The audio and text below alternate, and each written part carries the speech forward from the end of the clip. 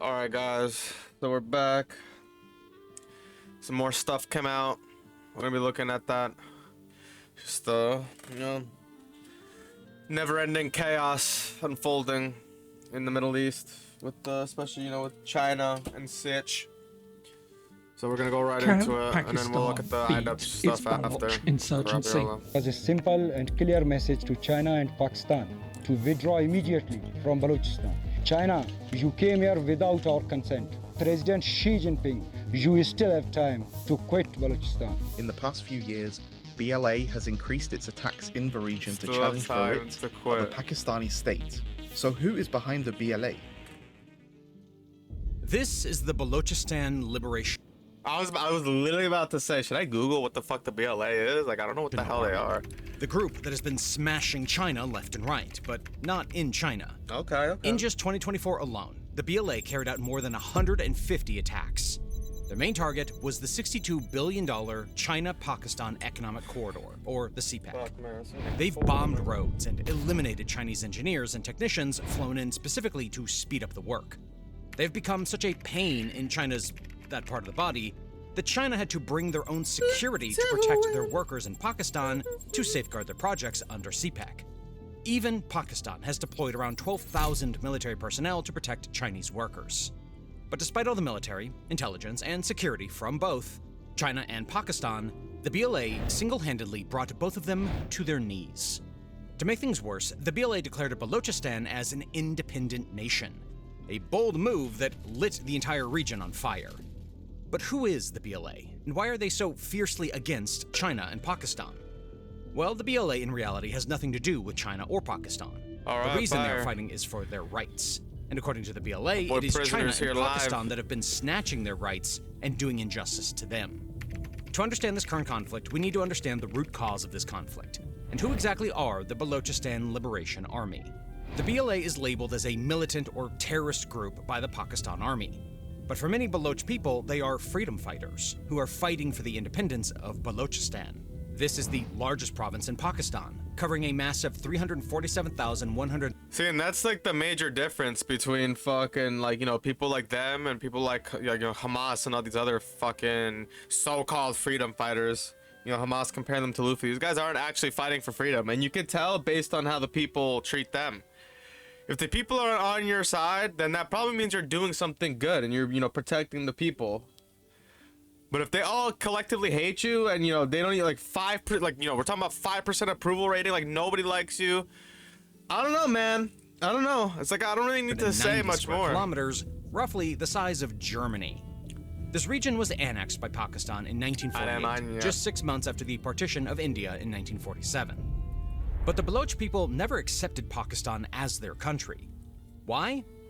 Because before the partition, the Kalat region of Baluchistan wasn't part of British India. It was a princely state with a treaty directly with the British Crown, just like Nepal and Bhutan. That meant legally neither India nor Pakistan had the right to claim it. As British India was being dismantled in 1947, the princely state was given 3 choices: join India, join Pakistan, or remain independent. So the Khan of Kalat, the ruler of the Baloch princely state, chose independence. But Pakistan? And honestly, I would too, dude. Like, if you guys can't, they said Baluchistan and Baluchistan and Sindh province, Pakistan are not that extreme, like Punjab. Yeah, like that's what I'm saying. Like obviously, I'm aware that not all of Pakistan is in support of this. Like, obviously. So and that's this. It's basically the same thing of like when I talk about China. Like when you say China, like fuck China, or fuck them, they're doing this, they're doing that, they're trying to get the grubby hand, we're not talking about the people, because if anything, the people are suffering the most from all this crap. That's what I was saying, like 5% approval rating, like these people don't even like them. We're like, stop talking about like Hamas. I don't really know about the whole Pakistan stuff, but Islamics are more radical in the Punjab of Pakistan. I would imagine so. Well, actually, I wouldn't imagine so. I didn't know that. So thank you for letting me know. They had other plans. Now, before moving on, as you guys know, the YouTube algorithm is not a fan of controversial videos about war. So we just need a quick favor from you. If you can just take a second to hit that like and subscribe button down below, it'd really help. But yeah, but what I was going to say is that, in my opinion, I think the Baluchistan king or whatever he's called, what like the leader, I think he made the right choice, because if these two countries can't even, agree to like either fuck off or to, agree who is gonna be in command here, then maybe neither of you guys should be in command. You should just let the people who actually live there decide their own fate. At least that's the way I see it. Tremendously. Thank you. Initially, Pakistan recognized Kalat's independence, but that recognition didn't last long. Barely 10 days later, Pakistan's Major General Muhammad Akbar Khan moved into Kalat with troops. Pakistan Navy destroyers were deployed at the ports of Pasni and Jiwani. Kalat was surrounded from all sides. The Khan of Kalat was taken to Karachi and forced to sign an accession document. With that signature under force, the entire region was declared a part of Pakistan, and from then on it was called Baluchistan. Soon after this forced merger, a storm started brewing. The Khan's younger brother, Prince Abdul Karim, felt betrayed. In April of 1948, he formed the Baloch National... Wait, hold on. Soon after this forced merger, a storm started brewing. The Khan's younger brother, Prince Abdul Karim, felt betrayed. In April of 1948, he formed the Baloch National Liberation Committee with just 100 to 150 fighters and launched a guerrilla war against Pakistan's military. They operated from the rugged terrain of the Haran and the Nushki Hills, near the Afghanistan border. Despite their small numbers, they hit back hard. Pakistan was stunned. Its forces were struggling to contain this rebellion. So on the 8th of July, 1948, the army approached Prince Abdul Karim under the pretext of... I mean, at that point, is it even really a rebellion, bro? Like, come on, if you can't even push them back, at that point, they're like an army or like a militia. Like, calling them a rebellion is like, I don't know. Peace. They took an oath on the Quran, promising forgiveness if he surrendered. Moved by the sacredness of the oath, Abdul Karim and his men came down, only to be stunned by what was planned for them. Because it was a trap. They were all arrested and thrown into Quetta's prison. By 1958, things had gotten so bad that Pakistan had to impose martial law. And with that, Balochistan lost its remaining rights. Also, the one-unit scheme was introduced by Pakistan in 1955 to merge all provinces into West Pakistan into a single administrative unit to reduce the autonomy of regions like Balochistan. It was seen by many as a move to centralize power and suppress ethnic identity.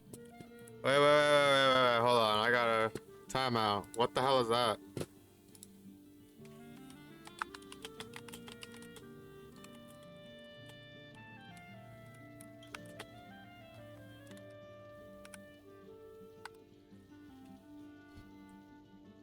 The one-unit scheme enacted in Pakistan in 1955 merged the four provinces of West Pakistan, Punjab, Sindh, and NWFP and Baluchistan into a single administrative unit called West Pakistan.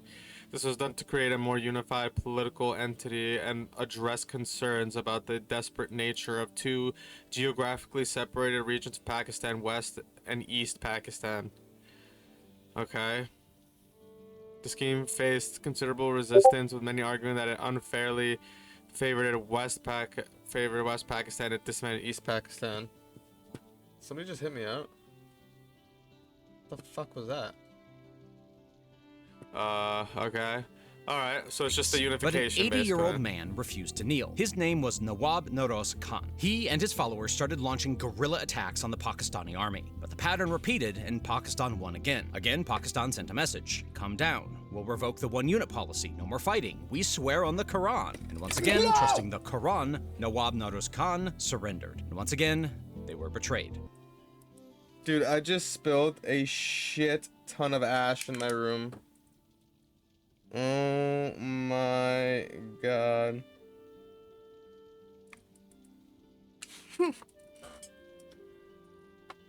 Bro. Alright, give me 1 second. Oh my fucking Christ.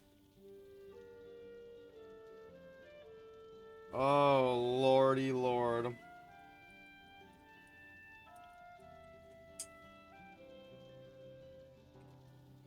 Fucking hell.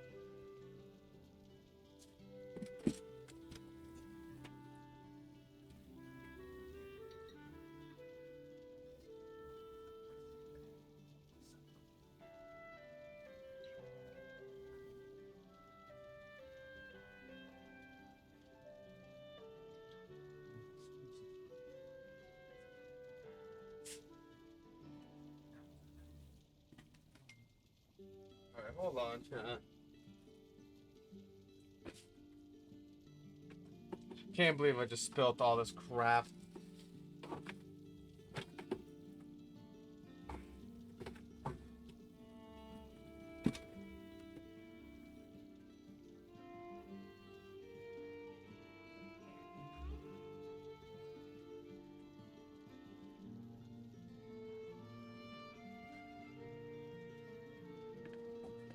Alright, I can't do the vacuum right now. I'll have to do that later. I do want to clean the majority of this up, though. Oh my lord, dude. I can't. That's never happened to me before.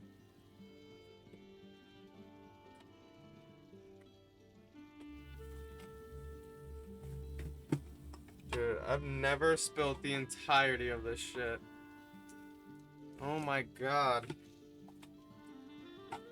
Yo, what the? Alright, I'm gonna do it that way.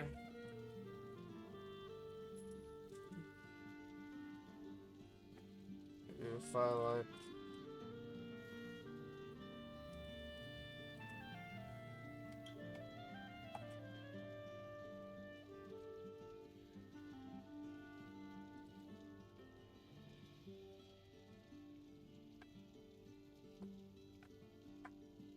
Oh my god, I made such a mess, dude. It's not even funny.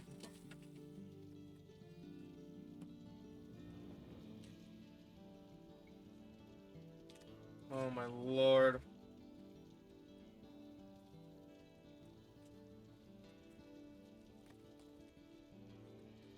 Give me 2 more minutes. Fucking take a wipe, dude.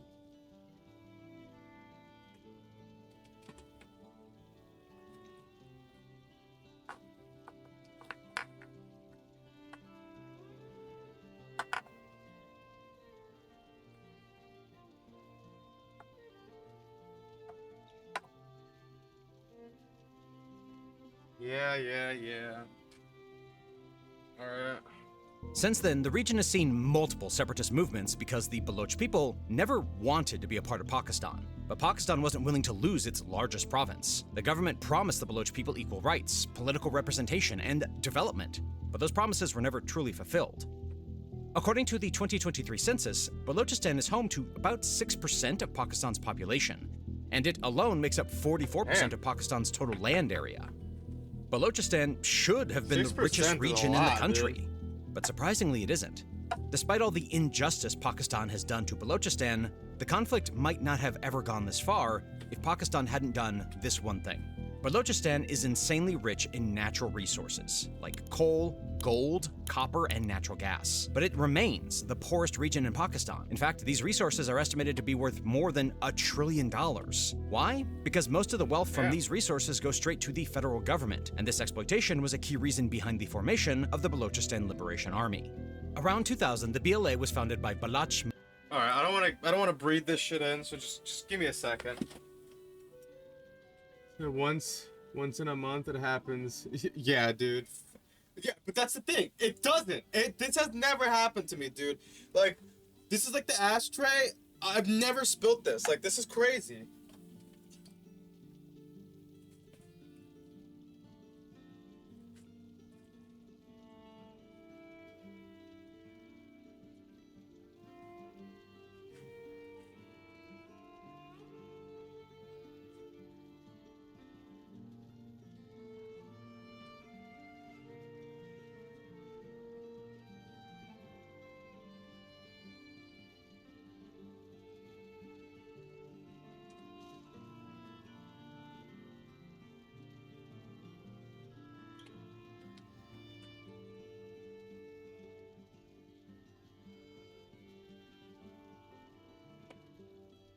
Alright, I don't want to blow your guys' ears out with the vacuum, so let me...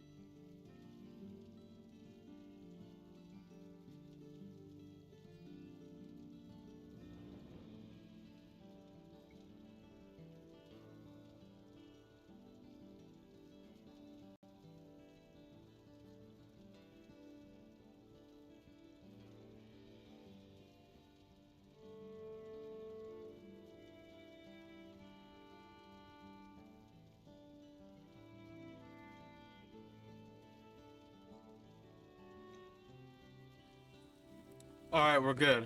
We're good. Mari, son of the famous Baloch nationalist leader, Khair Mari. The group quickly gained support from educated Baloch, university Oh, man, graduates, dude, that was doctors, annoying. engineers, and journalists, all demanding justice. But in 2007, Baluchistan was killed by Pakistani forces in Afghanistan. After his death, the anger inside the BLA only grew stronger. What began as a fight for rights turned into a full-blown battle for independence. But why does the BLA hate China? If the BLA's fight is against Pakistan's government and military, then where does Because like I said, China's got their grubby fingers and everything. All right, let me put this vacuum away.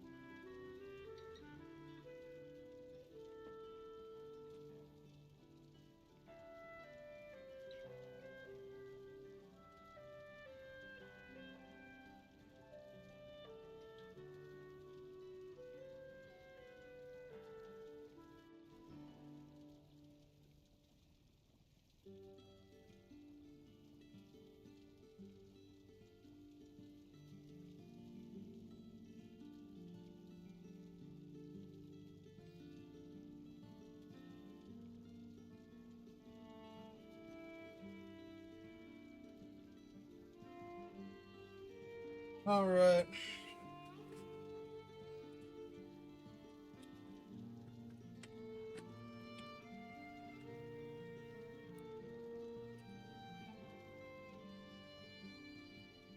What the?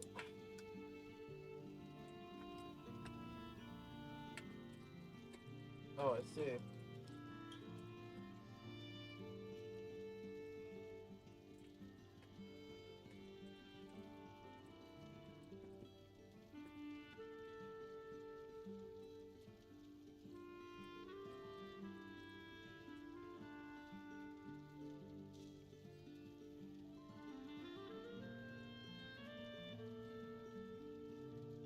Oh, okay.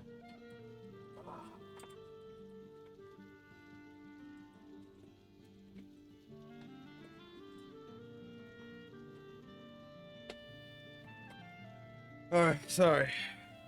Just fixing the trash can. Damn, that was so fucking annoying. Oh, man. China come into the picture? Actually, that answer is pretty simple. Exploitation. Huge copper and gold reserves were discovered in the Chagi region of Baluchistan. And instead of letting the Baloch people benefit from their own land, Pakistan Baloch. signed a deal with China to mine these resources. The project officially started in it did. Everybody's 2001 always and was fucking leased to signing China in deals with 2002 China. for 10 years. Since then, And the then lease has wondering why they're been getting quietly fucked. extended, first in 2012, then again in 2017. Most recently, it was extended for another 15 years in hopes of attracting $45 million in Chinese investment. The mine itself is massive. It holds an estimated 412 million tons of copper and gold. And between 2002 and 2017, Pakistan claims it earned around $2 billion from the project. But here's the harsh truth. The Chagi district, where all this wealth is coming from, is still one of the poorest areas in Balochistan. So where's all that money going? China Yeah, takes 'cause home they're probably getting 60% their of that resources revenue. The federal fucking government takes stolen. 38%. And the Baloch people, the actual landowners, get just 2%. But this wasn't a one-off case. course. Around the same time, in the early 2000s, Pakistan signed another major deal with China, this time to develop Gwadar Port. Under this agreement, China promised technical and financial help to build a modern port that would create a new trade route that was connecting China to the Middle East and Europe. In 2002, the Gwadar Port Authority was formed. And by December of 2005, Phase 1 of the port was completed at a cost of around $240 million. But here's the catch. Pakistan only contributed $50 million. The rest came from China. Only But this is where the 50 injustice million? begins. While the Oh, port yeah, was being well, built, yeah, I would local imagine Baloch so, people 'cause were being China's the one who's pushed got out. their Their grubby land fingers was involved. taken, often without proper compensation, and sometimes without any consent at all. This grabbed land was then handed over to Chinese enterprises with so-called land rights. Government officials and their allies took over most of the land through shady tactics, like transferring ownership to fake or unknown names and faking land records. Port authorities, backed by the federal and provincial governments, China, along I swear, man. China is like the king of like the most underhanded tactics, yo. Especially when it comes to business. Like everybody says like America is like doing some fuck shit or some messed up stuff. Like yeah, obviously what nation isn't? But it's like, dude, China is like crazy, man. Crazy. Like they don't even care.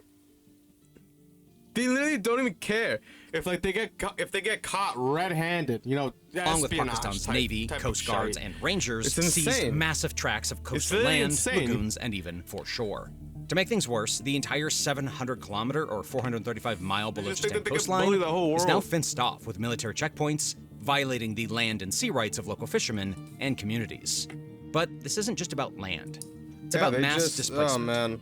As thousands of Chinese nationals are incentivized to settle in Gwadar under the promise of tax breaks and special economic zones, local Baloch residents are being pushed out of their hometowns. Many still haven't received compensation for their lost land or their homes damaged by construction. Why would now they? there's It's growing freaking fear among China. locals that they're going to be turned into minorities.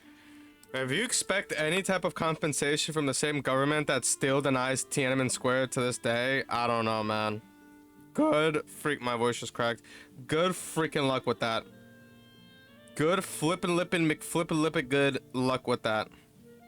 Wubba lubba, dub dub. In their own province. Meanwhile, protests have erupted over a new issue, the exploitation of fish resources by Chinese trawlers. Many Baloch fishermen have already given up their traditional fishing spots when the port was built, hoping for a better future. But instead, the federal government handed over fishing rights to Chinese vessels, sparking fresh unrest across the region. That's why the Baloch Liberation Army turned its guns towards the Chinese, because they see China not just as an outsider, but as a new age colonizer, even worse than the Pakistani authorities.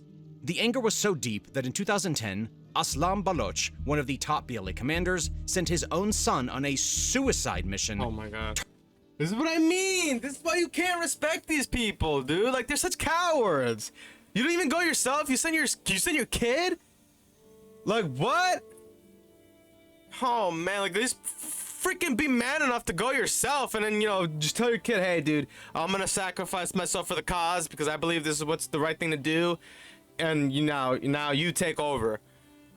This is why people can't get behind their causes, dude. Cause like they're cowards, yo. That's some coward shit.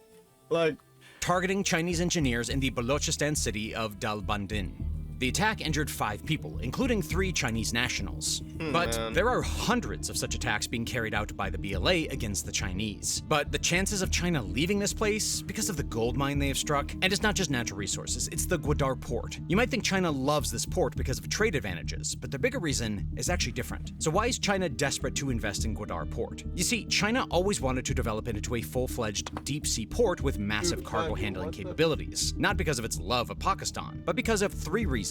They are location, location, and location. Baluchistan shares a vast land border with Iran and Afghanistan, and it sits right on the edge of the Arabian Sea, making it one of the most strategically valuable regions in the world.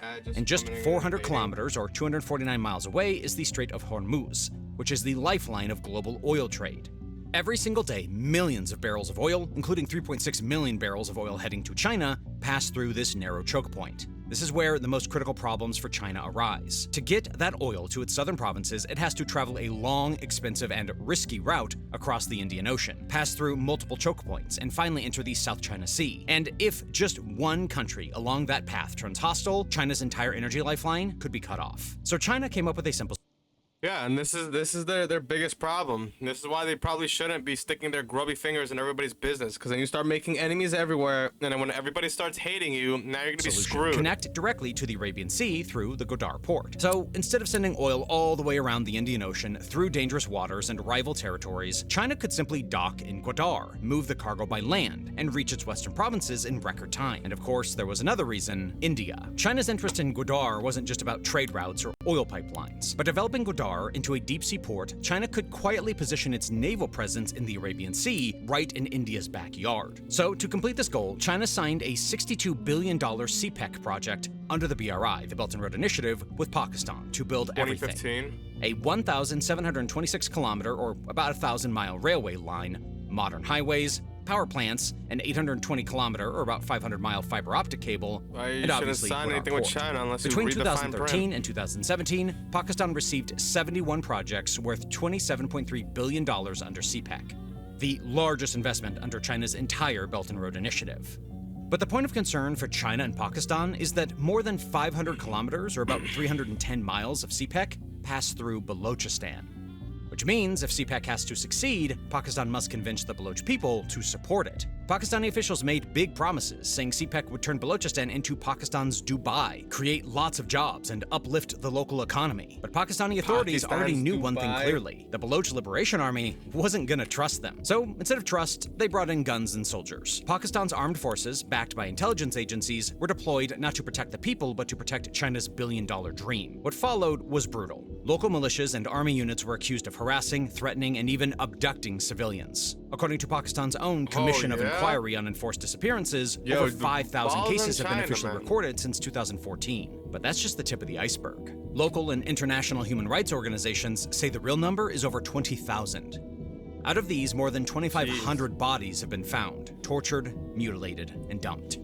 Another tactic reportedly used by the Pakistan Army was burning down homes and abducting local residents. All these incidents fired up BLA's anger, and they started attacking Chinese projects more aggressively than before. In 2018, their suicide squads targeted a vehicle carrying Chinese engineers in the city of Dalbandin. The engineers were working on the Sindak copper gold mine project. In the attack, at least 5 Chinese nationals were injured. Just months later, the BLA took things even further. Militants stormed the Chinese consulate in Karachi, one of the most high-security diplomatic compounds in the country. The attackers were neutralized, and Chinese diplomats remained unharmed, but the incident shook both Islamabad and Beijing. Fast forward to 2022, the world witnessed a turning point. A young Baloch woman, a graduate student, walked up to a van outside of the University of Karachi and detonated a suicide bomb. 3 Chinese professors were killed on the spot. In 2024, a suicide bomber rammed into a convoy carrying Chinese engineers working on a hydropower project, killing 5 Chinese.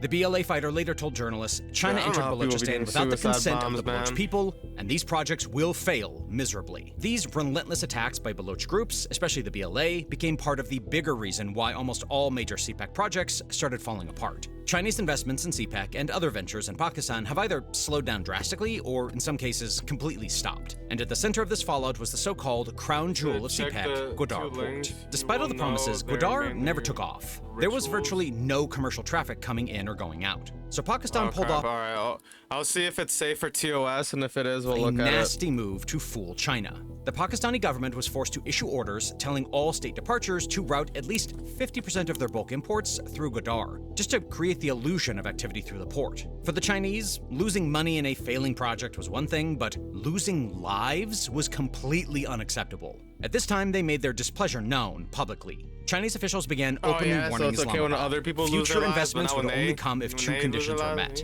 a stable and secure security environment, and political stability, and a media climate that favored Chinese interests. Even at the existing level of Chinese investment, nearly $21 billion, Pakistan was forced to spend over $200 million just on security. However, despite deploying 15,000 troops to protect CPEC routes, violence kept escalating. Between 2018 and 2024, these separatist groups carried out at least 10 major attacks on Chinese interests in Pakistan, resulting in 61 deaths and 35 injuries. However, while Chinese nationals were targeted, most of the victims were actually Pakistani, 52 dead and 31 injured. As the attacks intensified, Chinese patience began to wear thin. Reports suggested that Chinese officials had even opened backdoor communication channels with Baloch separatists, trying to negotiate peace or at least buy a ceasefire with money. And I mean, well, it's China. They'll do anything to secure their interests, even shake hands with armed separatists. But this time it didn't work, because the Baloch Liberation Army had a clear message. They weren't fighting for money, they were fighting for their people. I'm not saying that the BLM are terrorists. I don't know that. I don't know enough to judge. But I'm saying, in like the grandstanding point, like they would negotiate with terrorists. Their land. And in their eyes, China was just another colonizer and abuser. The attacks continued to rise, and China slowly shifted its approach from diplomacy and discreet payments to discreet pressure on Islamabad to do whatever it takes to protect Chinese projects and personnel. By May of 2024, a Pakistani newspaper, Business Recorder, published a bombshell front-page story saying that China had asked Pakistan to launch a full-scale military operation, similar to the infamous Operation Zarbi Azab, which caused many civilian casualties during the operation. And this time it was focused on Balochistan. But within hours, the report mysteriously disappeared from the paper's website and e-paper version. Maybe the authorities didn't want the public to know about their plan. But just weeks later, the Pakistani government announced a new military campaign, Operation Azm-e-Istikam, calling it a decisive step to stabilize the country. But the public wasn't convinced. A massive backlash erupted, especially from Baloch civil society and human rights groups. Faced with mounting criticism, the government quickly softened its message, saying Azm-e-Istikam wasn't a full-scale military assault, but rather a targeted intelligence-based operation. Meanwhile, China stepped up its role behind the scenes. They increased intelligence sharing on counterterrorism and expanded exports of surveillance and facial recognition technology to Pakistan. Local experts revealed that Chinese officials even reached out to insurgent leaders in Baluchistan again, attempting to pay them off for the safety of Chinese projects. But nothing worked out. On October 26, 2024, Chinese nationals were killed in a devastating explosion near the international airport in Karachi in southern Pakistan. The BLA claimed responsibility. They want you to stop being dicks. And just 1 month later, in November of 2024, a private security guard opened fire at a garment factory in Karachi, wounding 2 Chinese nationals. These attacks left China frustrated and alarmed. In response, they deployed their own intelligence agents from the Ministry of State Security to Pakistan, aiming to investigate and resolve the case. But despite all their efforts, Chinese intelligence, Pakistani military operations, and even new surveillance tech, they still failed to stop BLA attacks. And this is despite the fact that the BLA has just around 1,000 to 1,500 fighters, as compared to tens and thousands of Pakistani military personnel and security guards from China. China has deployed security personnel from 3 of its own private security companies: Daewei Security, Frontier Security Group, China Overseas Security Group, and Huaxin Zhongshan Security Services. So how does this tiny force continue to make them bleed? And why is it so difficult for Pakistan's armed forces and even China's powerful intelligence to catch BLA fighters? Well, there are 2 major reasons. You see, Baluchistan is one of the most mountainous and rugged regions in Pakistan, covered with ranges like the Sulamai Mountains, Qatar Range, and Zirat Hills. This harsh, rocky terrain is a natural fortress for guerrilla warfare. It gives Baloch fighters excellent cover, secret routes, and strategic high grounds. They use Yeah, and honestly, this is probably what makes them so strong, is the fact that they're fighting on their home turf. And in my opinion, I mean, from the information that I've been exposed to right now, they genuinely look like freedom fighters that will actually risk everything they have just to get their freedom. Which I could honestly respect that, dude. You know, because that's what we're based on here too. You know, either give me liberty or give me death. And it's like, you know, they want it to be independent. And, you know, China keeps trying to insert their grubby little fingers here. So it's like, you know, it's like, step off, bro. But then again, I also would prefer that they not suicide bomb, you know? I would rather that they work as a collective or something. Maybe you try to, like, form, like, I don't know. I just feel like suicide bombing and stuff is, like, distasteful, man. Because I guarantee you, some of these people probably don't even want a suicide bomb. Like, they're probably forced into it. I mean, I don't know, man. It's just tricky, cause like this ain't like all the other situations, you know. This one's like these people are actually like fighting for their freedom for the most part. Like it's not like they're, you know, going to other nations and other countries and doing attacks, you know, or attacking other nations for, you know, for the sake of their freedom, which literally makes no freaking sense. Like these people are actually just only doing attacks in their own countries where where they're being occupied. So it's like, I don't know. To me, this feels like some Saw Gerrera shit from Star Wars. It's like hard for me to give an opinion.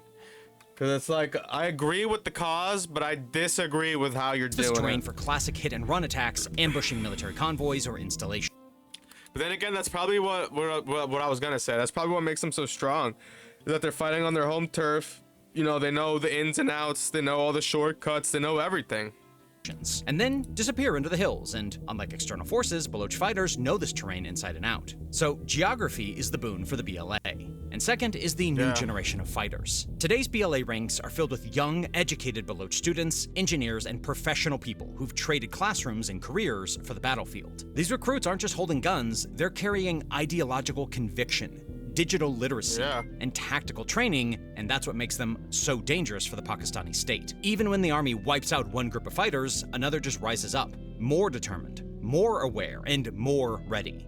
Like Mir Yar Baloch, a Baloch journalist and rising face of the Baloch resistance, who isn't hiding in the shadows. He's trying to take the Baloch voice to global platforms like the United Nations, calling out enforced disappearances, military occupation, and the plundering of Baluchistan's natural wealth. He's See, like in this, it's like hard to, you know, this is what I was saying. Like, it's hard to, in this specific situation, Hamas diddler piker, in this specific situation, it's hard to condemn them for doing terrorist actions, because it's like, yo, get the hell out of our hometown, you know? They're like, China isn't even supposed to be there, you know? So I get it. I definitely get it. And I'm definitely not gonna tell them to stop fighting, you know, because it's like, you know, I don't understand your pain, so I don't have the right to do that. I would just, you know, prefer that you guys did a little less suicide bombing, maybe. Like, I don't know, maybe fight less like a terrorist and fight more like, you know, like the rebels from Star Wars or something. I mean, I don't know, dude. I don't know. He's not just building an army, he's building a global network. And for Pakistan, that might be harder to fight than any bullet. But the question is, who's funding the BLA? Yeah, because, like, you know, it's not like just for nothing. Like, these people, there's still like 100,000 people that disappeared, yo. So it's like, you know, they're not just fighting for nothing. In their recent operations, Baloch separatist fighters have reportedly used advanced American-made weapons, the kind left behind after the US withdrawal from Afghanistan in 2021. Well, that changes the game entirely now, doesn't it? While the exact source of the BLA's funding remains a secret, many analysts point to a mix of multiple revenue streams, like extortion, smuggling, and drug trafficking being top of the list. The Pakistani government, on the other hand, has a different story. They claim India is funding the BLA, not because of sympathy for Baluchistan, but because, in Islamabad's view, India can't tolerate the success of CPEC. According to this narrative, if the China-Pakistan economic corridor is completed, it could... Here we go. Now it's India's fault. Blame it all on India, dude. Like, these guys don't even know who the hell to blame. Well, it's like boost Pakistan's economy and make it a strategic threat to India. In fact, after incidents like the Zafar Express train hijacking, Pakistan was quick to blame both Afghanistan and India. But here's the catch. That claim doesn't hold up to deeper scrutiny. Most independent analysts argue that the BLA's leadership is either operating from within Pakistan or has its roots in Afghanistan. They may have spent time in Afghan territory, but India neither shares a border with Balochistan nor cultural ties, making direct support logistically difficult and strategically unlikely. Iran is geographically closer and shares a long border with Balochistan, but even there, the cultural gap and internal resistance from Iranian Baloch communities makes full support complicated.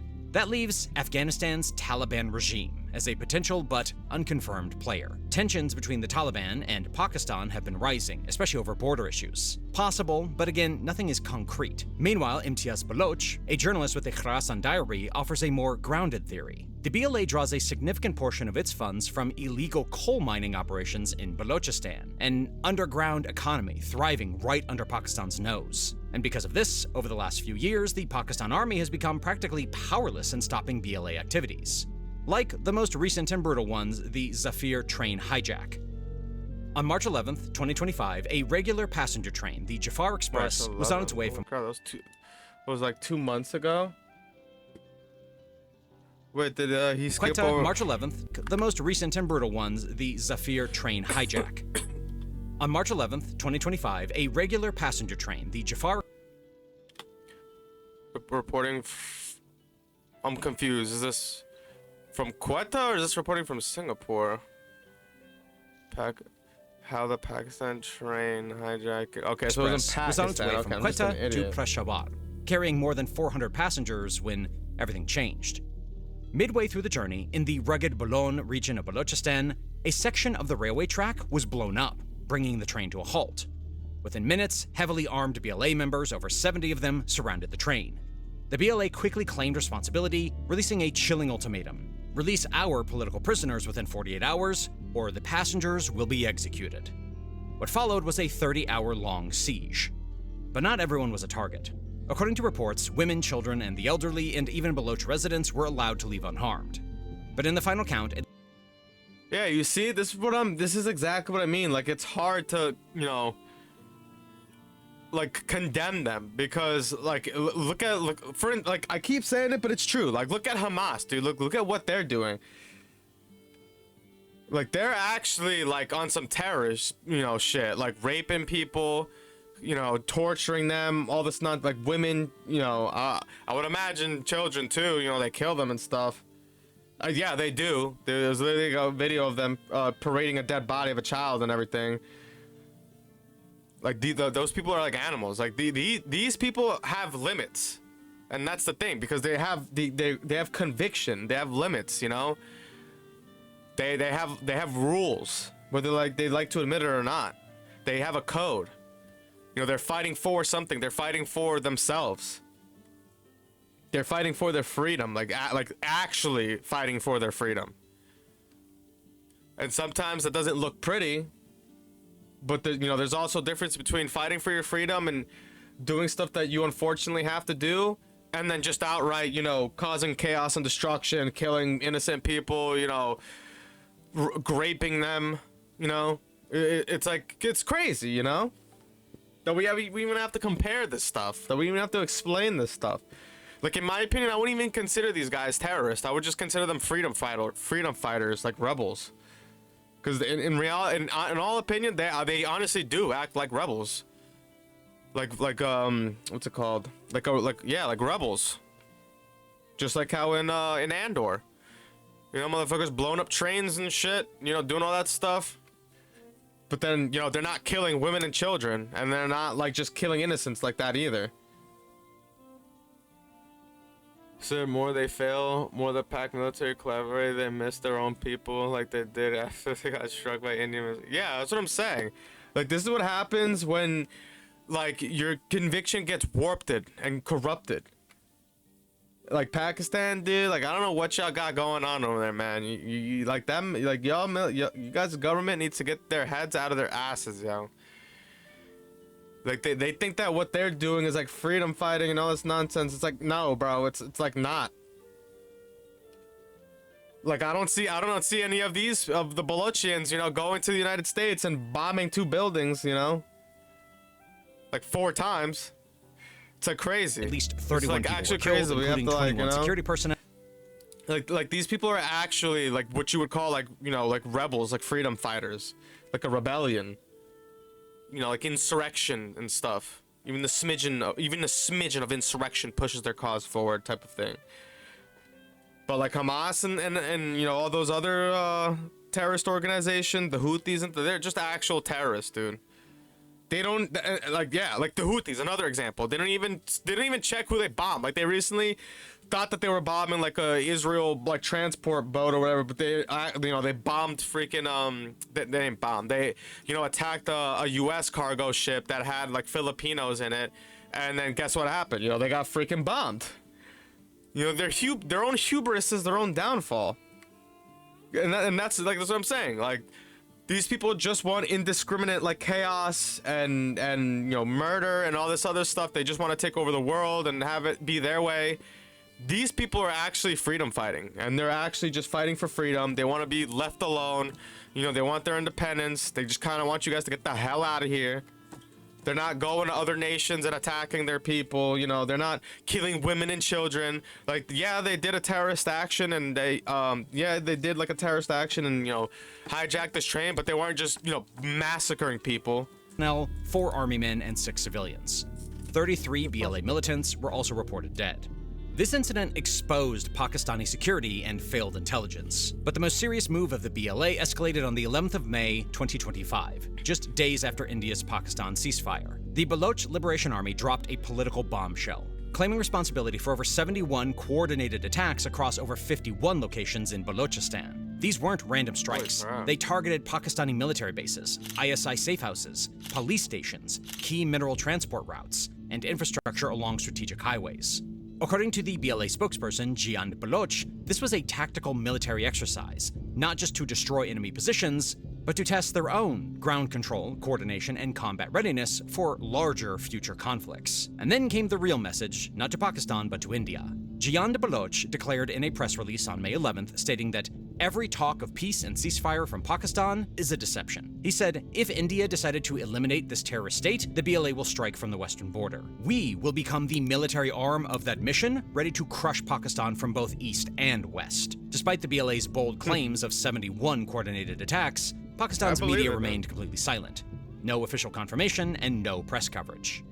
Baloch leaders, including Miryar Baloch, announced a symbolic declaration. And what they were saying earlier before, how like they suspect that India is, you know, funding the Baloch. Dude, at this point in time, you guys are working with China. You know, China gets their grubby little fingers and everything. That probably means you guys are also trying to get your grubby little fingers. You know, at this point, it's the enemy of my enemy is my friend. You know, that's the way I would see it. You guys want to start forming alliances, you know, with like monsters and stuff. I guess it's time they start forming alliances too, yo. If they don't already have it, they should definitely start funding the Baloch. Like what? They should definitely, you know, become allies of the Baloch. I don't know about aiding them. Like I don't know about funding them, but definitely like at least aiding them. Declaration of independence for Baluchistan, challenging Pakistan's authority and drawing sharp global. Cause like, dude, think about it. Two countries that just want to be left alone, yo. Like, they actually just like fuck off. They just want to be left alone. Why? Like, why wouldn't they? They have common interests. Now, while the announcement doesn't carry perfect. legal or territorial, You'd be like dumb not to do it. It'll put Pakistan in its place. timing couldn't be more deliberate. Pakistan is already under global scrutiny for human rights abuses in Baluchistan, including enforced disappearances, military crackdowns, and suppression of free speech. And on top of that, Pakistan's economy is in ruins. Like not good that happened, but like good that they're getting clapped back now by Baluchistan. Owes China over $29 billion, and Beijing has made it clear, no more loans, not until the CPEC projects start generating revenue. China never invested in Pakistan out of charity. They saw Pakistan as a strategic corridor, a shortcut to trade with Central Asian countries like Afghanistan and Iran, and a way to cut down oil transport costs. But the BLA Afghanistan is an Asian country? has been fighting back against China. However, considering the critical location of Baluchistan and the wealth there, China won't give it up easily. It'll look for new ways to control the situation in Pakistan. It was part of the but Middle now East. the big question is, will China accept the defeat? Or if it somehow controls the BLA, it's something only time will tell. Thanks for watching. Oh my god. That was crazy. Okay, so one of my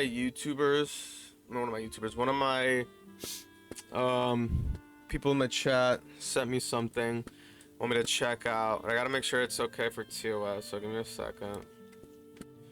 See what this shit is. Okay.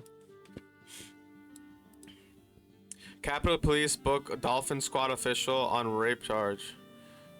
Capitol Police booked Rwanda police on the charge of rape. Police said the police officer's cousin filed a complaint against him that he raped her several times. Oh crap. Oh man.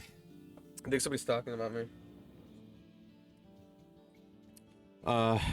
As per the FIR, the official took the woman to his house on the pretext of providing medical assistance. Oh my god. Assistance after she fell ill, where he raped her and threatened her of dire consequences, of course. Besides, he made videos and took pictures of her and later blackmailed to extort her. How did that even work? Why would you record yourself committing a crime, you actual ignoramus? I'm assuming that's what happened. Like, he recorded himself either doing the nasty with her, like doing the deed, or I don't know. Like, that wouldn't even make sense, because even in the picture you could tell that they're probably uncomfortable and cry. Like, bro, oh man. I don't get why people think that this is a good way to keep people silenced by like trying to take pictures of them extorting them. Like, obviously you could tell in the video. Anyways, she alleged that he raped her multiple times by blackmailing her before and after her marriage, adding that he used to come over to her house during the absence of her husband and rape her at gunpoint. What the fuck?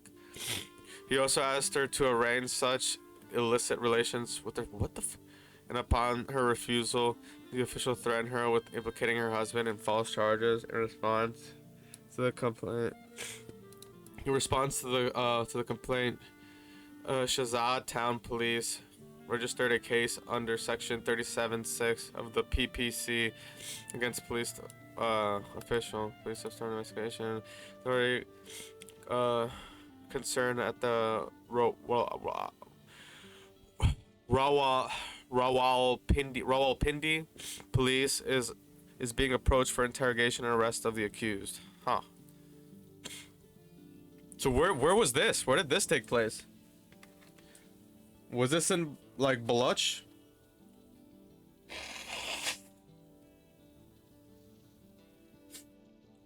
Was this in Baluch or something?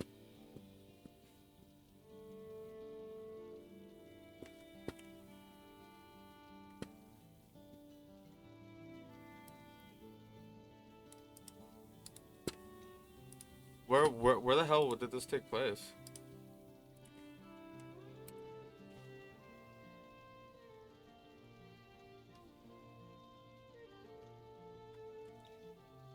Islamabad, please. Okay.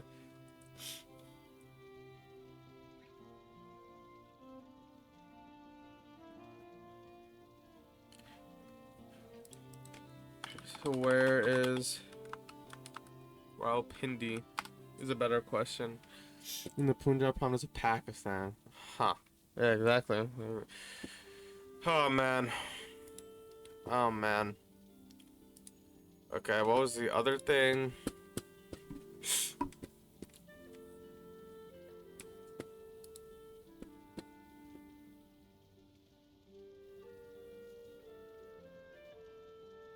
What the hell is this? Should animals wear modest clothes too? Social media asks after goat gang. What?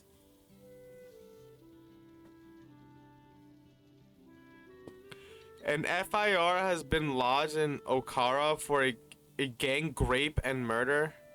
Not of a.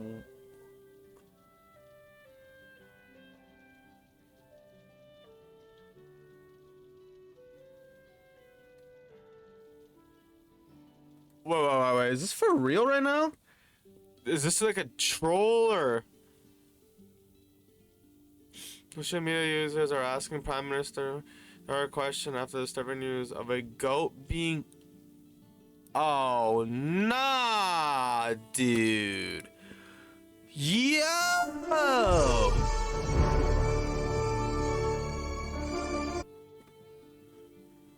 Dude! A goat, yo? A freaking goat? Nah, yo. It harder than Lawton was again not a woman but a goat. 5 robots who were enraged. Oh my god. The disturbing news left many enraged and concerned about aggressive sexual behaviors fast becoming a social epidemic and the needs to urgent address through education and psychological yeah, dead ass. Sadly, as we know, such steps are rarely taken in Pakistan because of the root of hypersexuality is often linked with one thing alone, the victim's choice of clothes at the time of being, yeah, they were choosing to wear. Like they were asking for it. Like, dude, my girl could literally wear, like, you know, booty skirt, no panties, and like a tank top that you could see her tatas through. That don't mean that I get to just, you know, take advantage, yo. Like, if she says no, it's freaking no, man. It's not that hard, bro. It's literally not that hard. If she says no, it's freaking no. Freaking weirdo. But that's the thing. We're talking about a human. These people were freaking talking about a goat. Holy crap. Many have sarcastically questioned whether the goat should be blamed for its lack of clothing. Modest. Activist Shinera Arkham. That's a cool name. I think that said Arkham. It says Akram. Akram. It's still pretty cool though. Akram shared a grotesque news about the grape. The sarcastic advised viewer discretion before a picture of the goat. It contains nudity. Oh.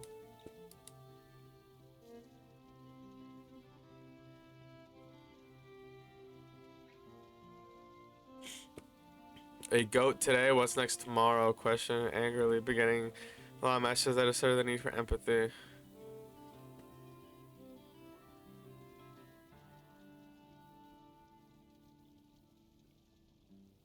How do we even know that 5 men did it? Like, somebody watching? Was there pictures?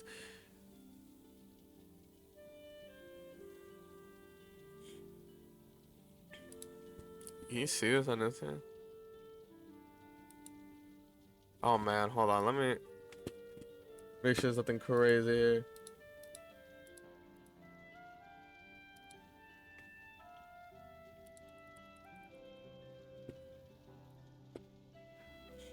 Okay. Your discretion about this footage contains nudity. Oh man. Wait, what? This girl was.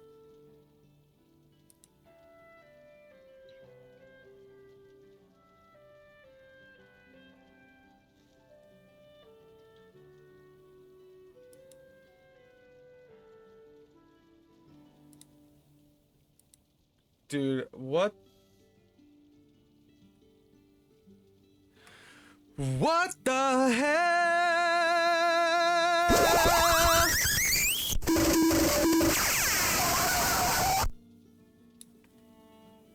Yeah, nah, this is actually crazy, dude. What the f?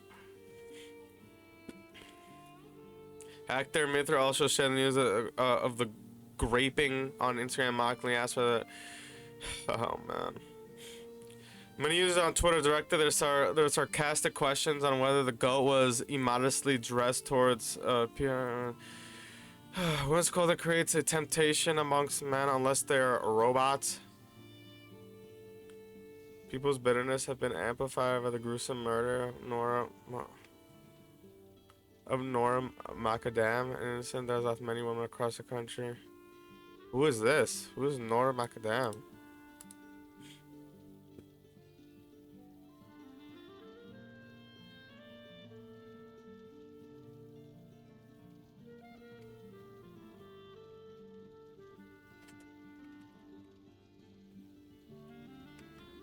Ahí déjalo, que él se sale después. Wait, what?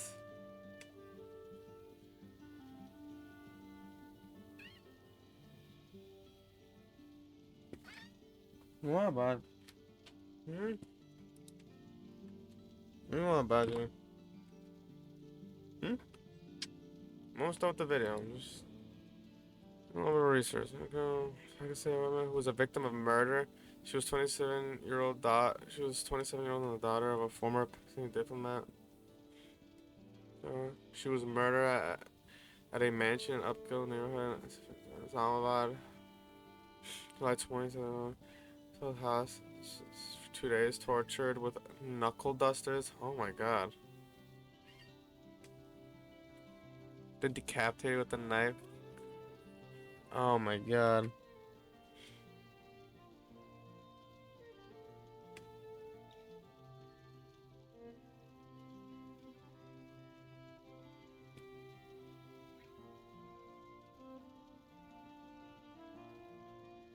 What the fuck?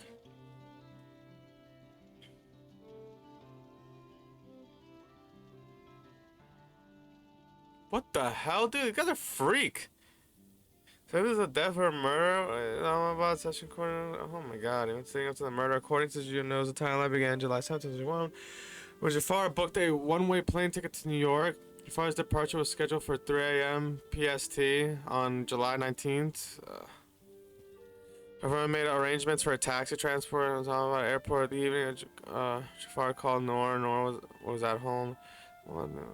Nora left her house and arrived. Where came out of his house. Came out of his house with a barefooted Nora and both got into the taxi. They told the drivers to turn back because they were too late and would not be able to reach on time. The taxi dropped them. Nora was silent the entire trip. Zahar continued to speak to her.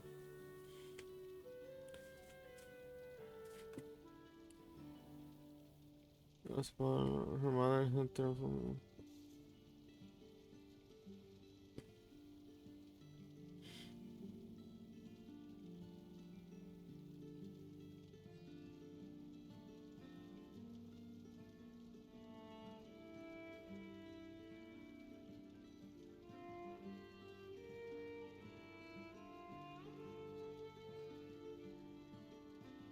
Oh man.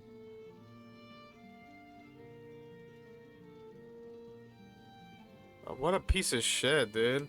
Why would you hand her back to this guy to torture? What a freak. You showed signs of torture and stab wounds. Oh, man.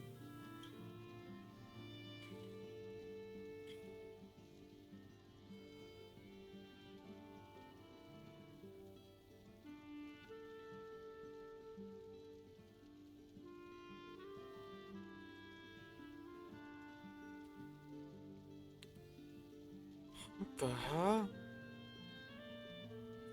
That's crazy, dude.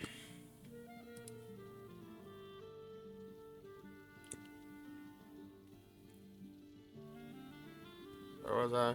Oh my god, I said we just shared and I said Nick and I was having an impact on men too. As soon as you start Prime Minister's account. Goes one task PM, Prime Minister. How did the goat entice those men who were clearly not robots? Oh man.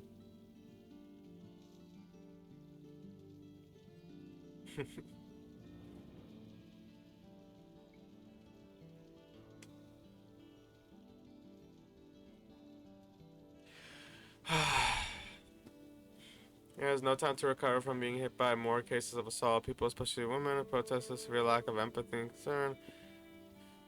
I mean, dude, what do you expect coming from that culture? I mean, like, you know, these guys literally want it their way or the highway. They want to take over everything. Like, oh man.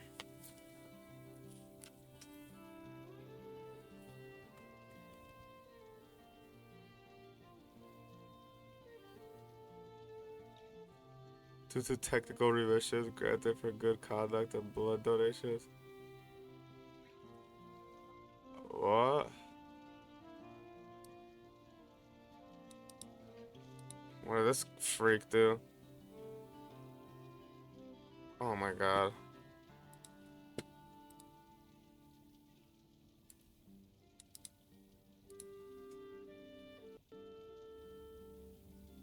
"23 times? Holy crap."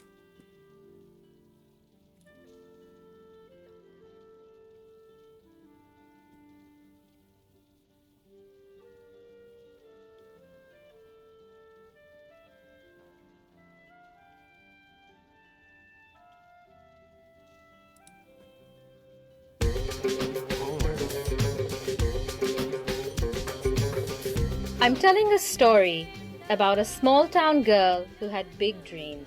She was a Pakistani girl, like me. How I'm looking? Beautiful? But like young women around the world, she used her social media posts to become someone different. Someone she wasn't meant to be. Pakistan अगर India को हरा Naturally. देता है तो मैं पूरे मुल्क के लिए स्ट्रिप डांस करूंगी. She had fled from her violent husband to try and live an extraordinary life as a huge online star. She called herself girl power, raw in her sexuality. She danced, Oh, she girl stripped, power, she raw. was loved and hated, but that was cut short by another brutal act of male violence. Her own brother confessed he strangled her. It's a so-called honor What the killing hell? because he felt so much shame at her behavior that he murdered her. Women like me across Pakistan. Like, dude, if your religion makes you feel like this, you need a new religion, brother. I'm sorry. You need a new honor killing. What the fuck is that, dude? Who are you to tell? Like, what? Who gives a fuck if you feel like dishonored, disrespected at somebody else's actions? You have no control over that. Like, fucking grow up, dude. Like, what the hell? It's like a dumb way of thinking, yo. They're just thinking that you can control everybody's actions and thinking that they're, you know, like freaking toys. Felt her Like, death what the hell? very personally. The only option you have is to just accept your fate and just die trying to be someone. She died trying to be someone. Yeah, I could see why her brother killed her, because he was jealous that she was actually making something out of her life, whatever form that took. And he was over there bumping ass Terrell, looking like a freaking Brokeback Mountain over here.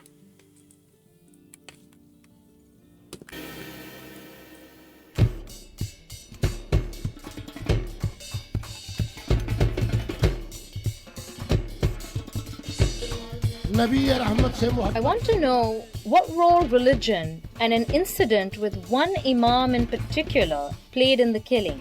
Were these sexy selfies with him the real reason she had to die? He is too good. Oh my god, I can't believe. By the time they were taken, Qandeel Baloch was established as one of Pakistan's biggest social media stars. Her sexy online posts attracted millions of hits, and she was often on TV. Assalamu alaikum, Mufti Saab. वालेकुम अस्सलाम, क्या हाल है मोहतरमा? This was the first time Qandeel Baloch and Mufti Abdul Qavi, a cleric from Multan, appeared on TV together. इसलिए आए ये उलमा Mufti Qavi is well known in Pakistan. He's part of the country's religious council. He has appeared on a number of TV shows with other Pakistani models discussing moral issues I with love them. his model. During this interview, Mufti Qavi suggests he and Qandeel meet up when he next visits Karachi. इंशाल्लाह मुलाकातें होगी. जी जरूर. अच्छा मुफ्ती साहब, खुशकिस्मती होगी हमारी. She'd been pretty daring with him too. She publicly asked the mullah to get her a date with the famous cricketer and politician Imran Khan. Imran, I want to marry with you. Will you marry me? Please. On the 20th of June, during the Muslim holy month of Ramadan, Qandeel and Mufti Qavi met in a hotel room in Karachi. Who invited whom is hotly debated. आप लोगों को पता है आज मैं किनसे मिलने आई हूँ? बताओ. During that meeting, Qandeel takes a number of selfies with Mufti Qavi. She publishes the selfies. They spread like wildfire. Because, well, these are not poses you usually do with an imam. The media's interest in the model and the mullah soars. You usually do with an imam. Suddenly, they're That's everywhere, on every channel. As a result, Mufti Qavi was humiliated. He was suspended from the National Religious Council. Qandeel's brother killed her, but Mufti Qavi and the selfies clearly played some role. 4 men were arrested for Qandeel's murder. Her brother Wasim and her cousin Haq Nawaz are the men being tried for actually killing her. The person who drove the car is a relative of Mufti Qavi, and so makes Mufti Qavi a so-called person of interest in Qandeel's murder investigation. I have to go and meet Qavi. Everyone that's close to Qandeel feels he is hugely responsible for what has happened to her.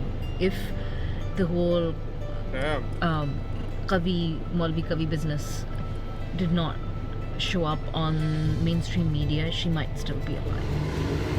Make sure I look decent. Oh shit. जो खानदान है Interview वो from the guy भी himself. बार-बार Huh? आप ही का नाम ले रहा है कि आपकी वजह से लोग जो है कंदील के खिलाफ हो गए और उसके भाई को भी जो है जिन लोगों ने फिर बरगलाया आप ही की वजह से बरगलाया, इसलिए जो हादसा पेश आया वो पेश आया. इब्तिदाई दिनों में हो सकता है कि कुछ लोगों के दिलों में ये बात आई हो कि मुफ्ती साहब कसूरवार हैं. मेरे ख़ानदान को जानते हैं, जो मेरे गुफ्तगू से बाखबर हैं.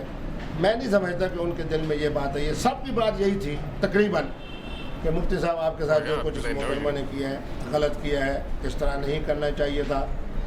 लीगली जो लोग इस केस को इन्वेस्टिगेट कर रहे हैं. Although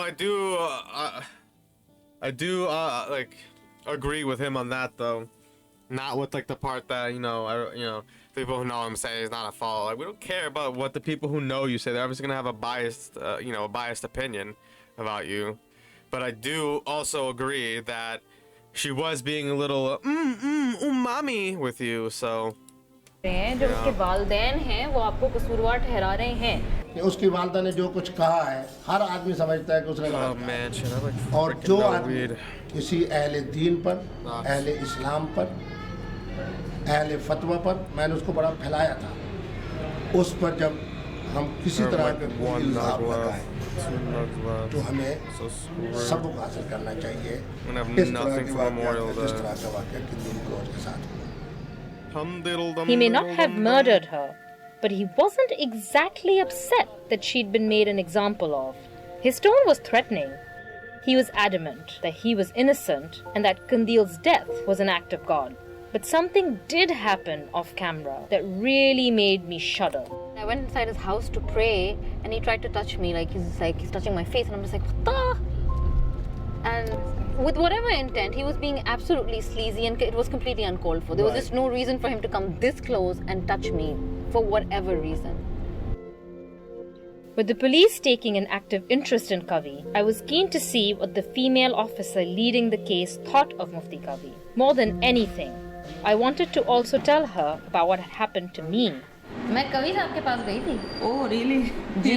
फिर ठीक है, नमाज का वक्त था, मैंने कहा मैंने नमाज पढ़नी है. कोई बात जब शुरू बात की तो उन्होंने कहा जी आपका जो नाम है उसका ये फलाना ढमकाना मतलब जो भी, तो मैंने कहा पूछा, मैंने कहा कवि साहब कुछ कह रहे थे शुरू में मेरे नाम का ये मतलब. ये जो तुम्हारा. note it. The fact is that there's nothing to connect Mufti Kavi to the murder of Kandil. Atiya's going through phone records to see if the mullah knew Kandil's brother who had killed her, but she's found no link. Maybe कहीं से तो connection मिल जाए ऐसा, क्योंकि मैंने आपको पहले कहा अगर गैरत के नाम पे वो भाइयों ने मारना तो पहले मार देते. 20 जून के इंसिडेंट के बाद ही क्यों?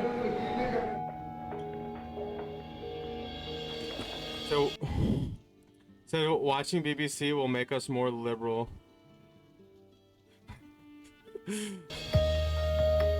Hey man, I don't watch BBC. I'm just fucking trying to see from that link that you sent me actually. This is actually from the link that you sent me. In the end, only Kandil's brother knows why he killed her. He took the remarkable step of confessing on live TV. वो जो मौलवी का मसला बना हुआ है हमारे घर मीडिया है, पहले तो ये मसला नहीं बना था ना, इसलिए मसला बना है कि हमने ये काम किया. But he probably thought he would get away with it scot-free, because in Pakistani law, anyone found guilty of an honor killing can be spared punishment if the rest of the family forgives them.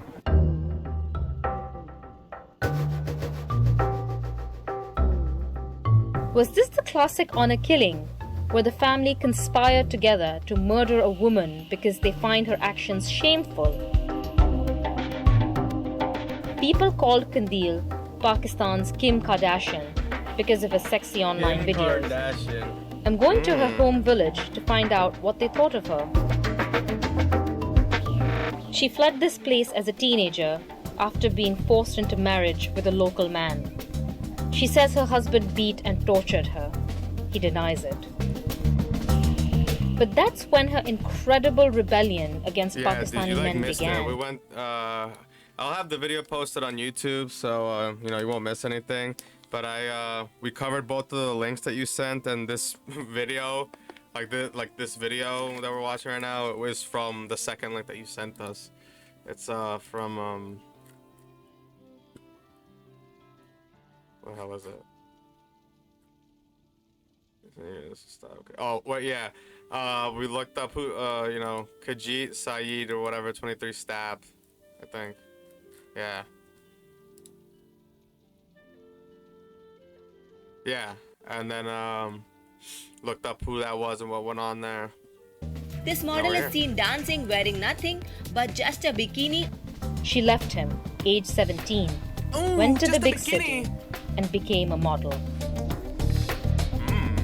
Driving through these streets, you really notice that women are almost non-existent.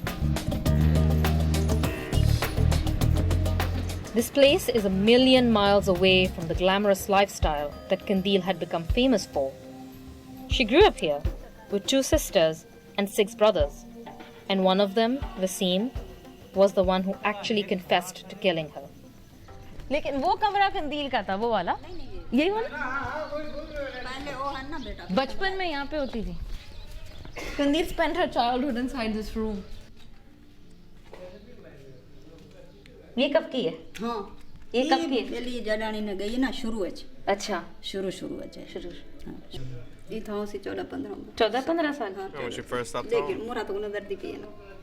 14-15 साल की. दीदी showbiz का शौक कैसे हुआ? TV दे दी ना, TV घर में चाहा ना.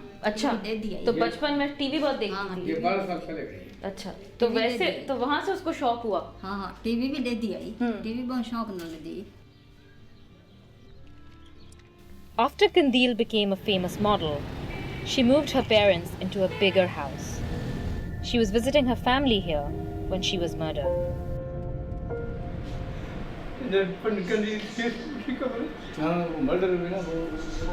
अच्छा वो उस कमरे में मर बहुत जुल्म किया बेटी जुल्म ये उसने मकान ले आकर दी हम बैठे हैं सब कुछ उसने किया सोफे दे दिया के अंदर पड़ा उसने ले आकर दिया ये कमरा ਇੱਥੇ ਖੜ ਪਈ ਨਾ ਇੱਥੇ पंखे के नीचे ਹਾਂ ਤੇ ਹੁਣ ਦਾ ਖਾਲੀ ਮਾਲੀ ਪੈਂਟ ਮੈਂ ਵੀ ਨਿਸ਼ਾਨ ਆਣਾ ਵਾਲਾ ਪਰਸ ਸੜ ਗਿਆ ਇਹ ਬਲੀ ਇਸ ਨਹੀਂ ਹੈ ਇਹਦਾ ਨਾ मस्कारा ਇਹ ਪੋਨੀ ਇਹ ਬੰਦੇ ਇਹ ਮੋਬਾਈਲ ਦਾ ਚਾਰ A mobile phone charger. ਇਸੇ ਚੀਜ਼ ਆ ਨੂੰ ਜਮਾ Damn, that sucks. In Can you Pakistani imagine having law, all of your anyone found guilty of an like the only thing that you have from your child and they've been taken from you is literally a phone charger. on a killing can be spared punishment if the rest of the family forgives them. In other words, Kandil's dad has the power to set his son free. In a place like this, you might expect a sense of shame that their daughter was known for stripping online. आपको लगता है कंदील ने खानदान की गैरत खाक में मिला दी? वाह वाह वाह वाह वाह वाह वाह बेटा वाह बेटा वाह ऐसी बात कंदील तो कंदील थी हमारे लिए. Dude, that's a man. That's a man, and that's a good father right there. That's what you would call a man and a good father. Like, who are you to decide, you know, whether your daughter brings shame upon you or whatever? Obviously, you know, if your kid is like, you know, out here raping people and killing people, you know, doing all this nonsense, then yeah, obviously that would bring shame. But if somebody's just trying to live their life and just make something out of themselves, you know, in whatever form that takes, like, what? Like, what? You're supposed to support your kids. I respect this guy for saying that. हमारे लिए एक फूल था. Yeah. Parliament is currently debating a change to the law, so honor killings cannot be forgiven, and the killers cannot go free. Yeah, and that's probably why this fucker did that shit. Because he probably just thought that, you know, his parents were gonna forgive him and see it like he did, like, yo, that you felt so much shame. My man was probably just upset that he couldn't get any poon and took it out on her. Like, dude, nah. And he just thought that he was gonna get scot-free away with it because, you know, oh, my parents are gonna fucking forgive me. Ooh, ooh, ooh, ooh, ooh, ooh. Ooh, ooh, ooh. No, like, dude, hell nah. To me, what's going to be really, really Screw that noise. and which I'm really hoping her parents are going to stick to, is not forgive her killers. And they will stand up for her and for all the other women that are killed in the name of honor. Atiya Jafri is the investigating officer. She was one of the first few people at the murder scene and took Kandil's body to the hospital for post-mortem. Bizarrely, in the corner of her office, she has the actual bed Kandil was murdered in. सबसे ज़्यादा तो एतराज़ इस बात पे होता है कि मोस्टली लोग जो है ना ऑफ द रिकॉर्ड कहते हैं कि ठीक ही हुआ है, अच्छा हुआ है. लेकिन जैसे अब हम कहते हैं हम बड़े अच्छे मुस्लिम हैं, हम बड़े अच्छे मुसलमान हैं, खासकर पाकिस्तानियों को बहुत, तो मैं कहती हूँ सिर्फ मुझे ये बता दें कि अल्लाह ने और उसके रसूल ने कहाँ कहा है जो औरत अच्छी नहीं है उसको मार दें. तो ऑनर किलिंग में सिर्फ एक औरत को मतलब है ऑनर की मुझे तो एक समझ ही आज तक नहीं आई. ऑनर क्या चीज़ है, सिर्फ खातून पे ही क्यों है. 4 men were arrested for Kandil's murder. Her brother Wasim and her cousin Hafnawaz are the men being tried for actually killing her. 2 other men are accused of helping plan her death and driving the getaway car. आप गए हैं वसीम से मिलने? नहीं. मैं जाऊंगा नहीं, बोलूंगा नहीं, जब आ जावे तो मत नहीं. रिश्तेदार आपके जाते हैं उससे मिलने, वो यकीनन उससे कंदील के बारे में बात करते होंगे, तो कभी कहता है कि जी मुझे अफसोस है मैंने जो किया है. रात को सोता है ना, हाँ जी. जब नींद आती ना, नींद में आ जाती बहन helping plan her death and driving the getaway car. आप गए हैं वसीम से मिलने? नहीं मैं जाऊँगा नहीं, भूलूंगा नहीं।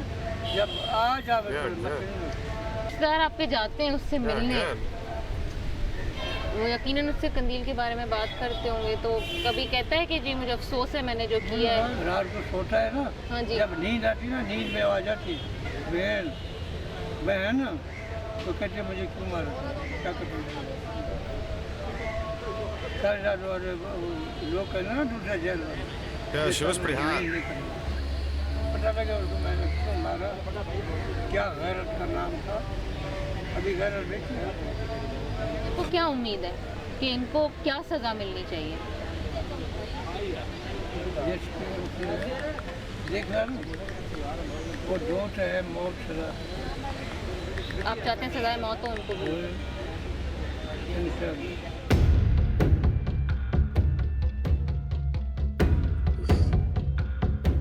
Whoa, sorry, I'm stretching. Wait, whoa, hold on. Okay, this guy's dad is actually... Wait, just watch. Indian Chads beating tiny... Okay, well... Dude. Oh, man. Well, I think it might have to be the next video because, not next stream. We'll obviously, watch it right now. But I'm gonna have to chop this because I'm recording a video right now, so I'll have to, chop this video up into 2 parts. This video is freaking long.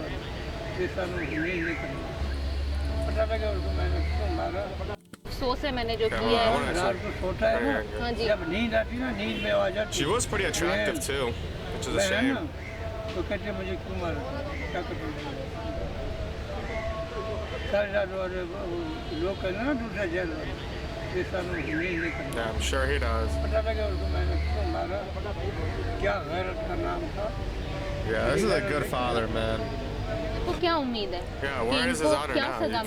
Like you killed your own sister just because she was trying to like have a sex appeal, just because she was trying to seem sexy to other guys. What the fuck is that business for you, motherfucker? Go try to get some poon. Go get some maidens, bruh. Now look at you. You're a clown in jail. You said you will love how they got beat. I want you to get a nice sleep. Oh man, all right. I gotta check the TOS. Make sure it's safe for me to watch on stream. But to get the death. आप चाहते हैं सजाए मौत हो उनको भी?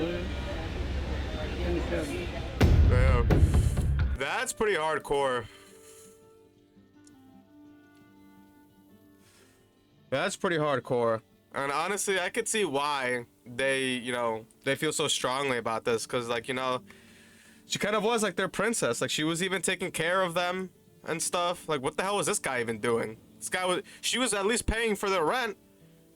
Being sexy, at least, paid for the rent. What the hell was this guy doing? My man literally looked like a bum. Said court case is very slow and they can't afford to get there. They claim they were being intimidated by their neighbor who has been charged as an accomplice. Oh man. Kandil's parents clearly didn't put their son up to this murder.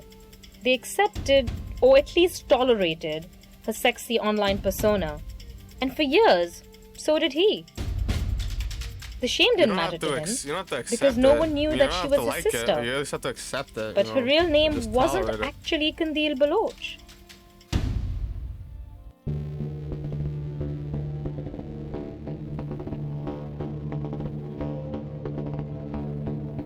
Kandil's journey to stardom started on social media. Her videos were often the most shared and talked about in the country. In 2013, Kandil first appeared on mainstream TV when she auditioned for Pakistan Idol. क्या नाम है आपका? कंदील Bloch. Pakistan Idol. Yo, what the hell? There's a Pakistan Idol, dude. I didn't know that.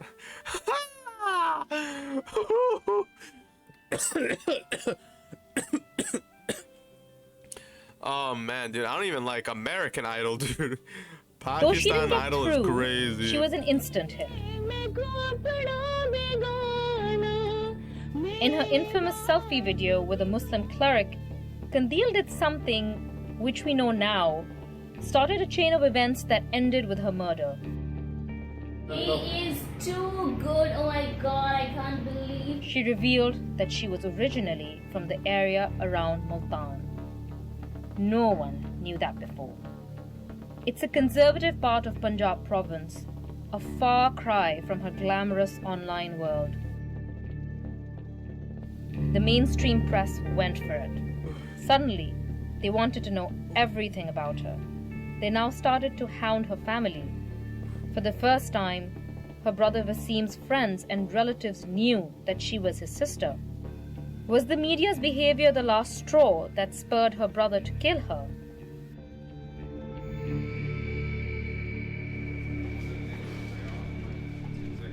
Mubashir Luqman has one of the most watched talk shows in Pakistan. Kandil had appeared on his show before, but he got an exclusive after the selfies with Mufti Kavi. Okay, and oh man, like, dude, grow a fucking pair. Oh wow, oh boo-hoo, you were getting shit because your sister or whatever. Who cares, dude? You're her brother. You're supposed to defend her if anything. The man killed her instead. What a baboon. He got them on his show together. He loves me a lot. Like, maybe if you were actually a cool dude and you had some poon, maybe you wouldn't be getting made fun of. You ever think about that? Did you ever freaking think about that? We're walking onto the sets of Mubashir Luqman's show, one of the most popular political talk shows in the country. So when you initially invited them, what did you want to uncover?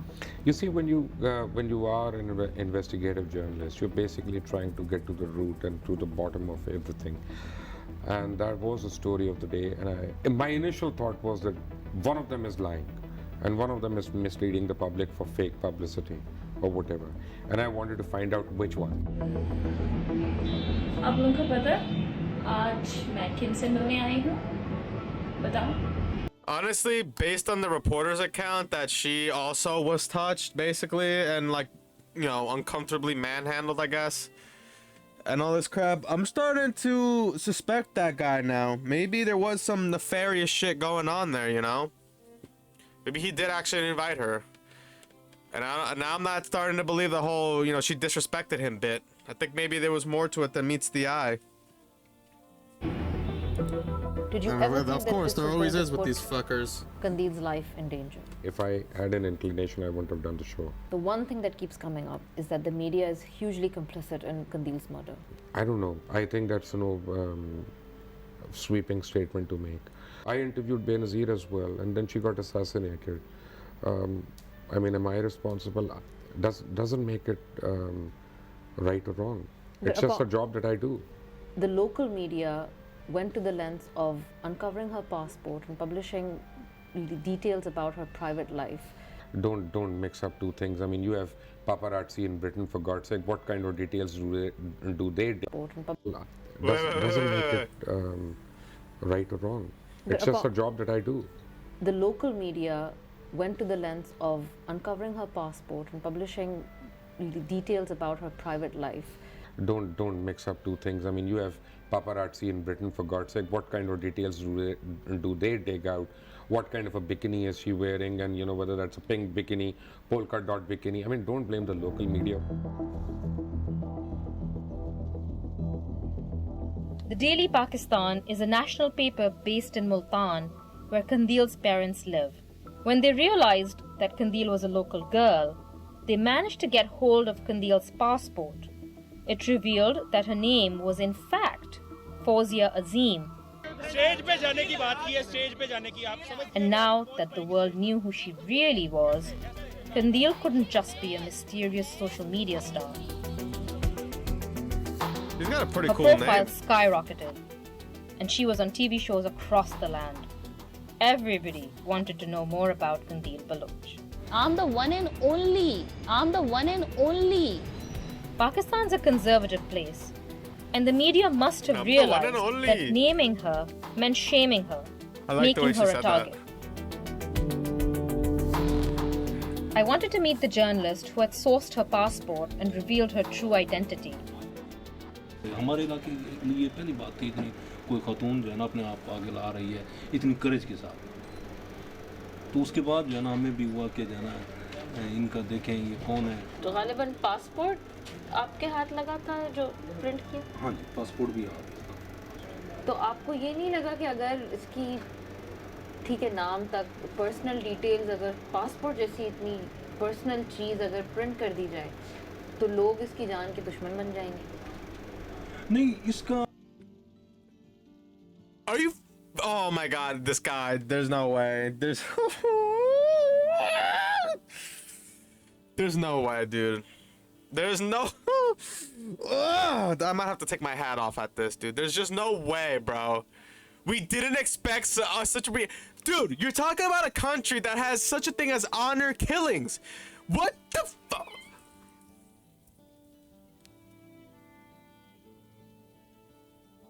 They're trolling. He's trolling, dude. He has to be trolling. इतना ना हमें reaction की उम्मीद नहीं थी। आपको personally कंदील की मौत कितनी अफेक्ट की है? मेरी पर्सनल फीलिंग यही है, मैं ना करता ये। As a woman, I couldn't believe what he said next. फिर इस तरह के जो मॉडल्स होती हैं, उनको भी सोचना चाहिए। Oh yeah, they also need to. कर सकती हैं। How much can social media take?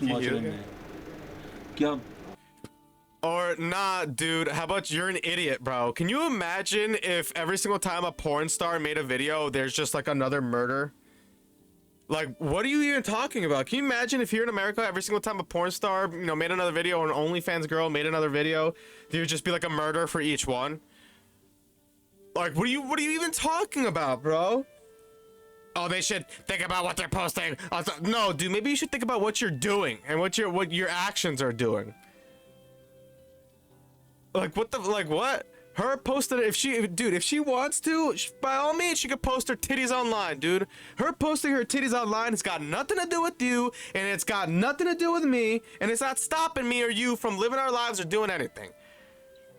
But you actually doxing her and shit in a country where people would literally kill you just for posting your titties online? Yeah, dude, like what? You actual clown, man.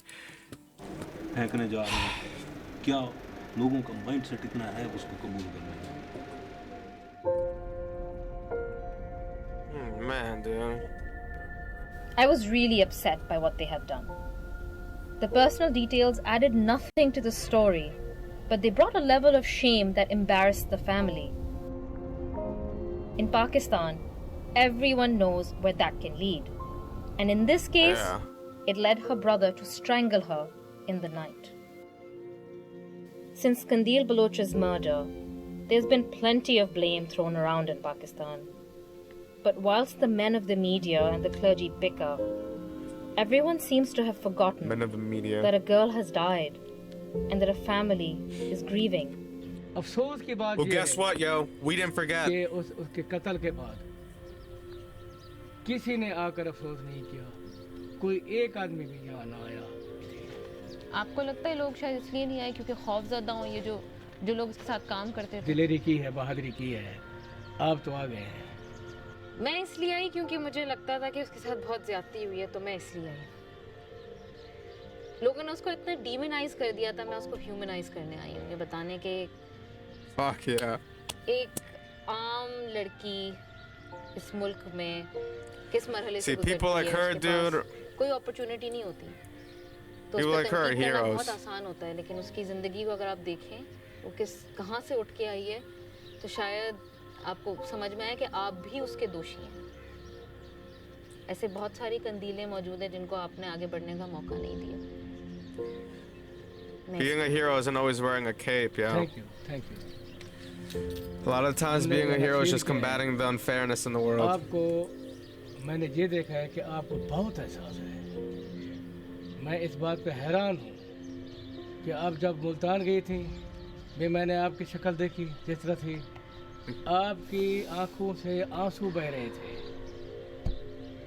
जबकि करीब तरीन जो रिश्तेदार हैं उनकी आंखों में मैंने आंसू नहीं देखे, मगर आपकी आंखों में मैंने dude. अच्छी बेटी।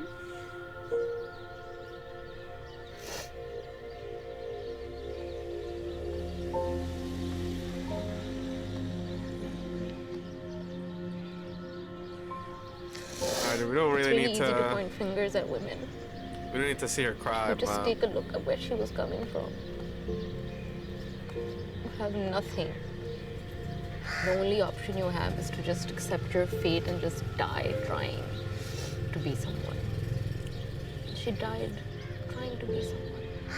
No, you don't. You don't have to accept that She fate. didn't want to accept There'll always be people life that don't want to abject spread the poverty truth and get it out there. and constant humiliation and abuse. That's what I'm doing right now. Shedding a little light, you know, so more people are aware of the situation, what's going on. Yeah, good shit. I mean, this is mad long ago, but hell yes, hell yes. Fuck yeah. Love you all. Oh man, dude, that was a good video, dude. Damn, that was actually crazy. That was actually freaking crazy. Oh man. Well, hope you guys liked this video. This was very long. I don't even know what to say, man. When was this crap? July 2020. Oh man, that's hilarious. This is all old news, basically. That's funny. But yeah, I hope you guys liked everything. I'll post the follow-up video to this, and we'll, in that video we'll show the other two, the other YouTube video that my man is sending right now.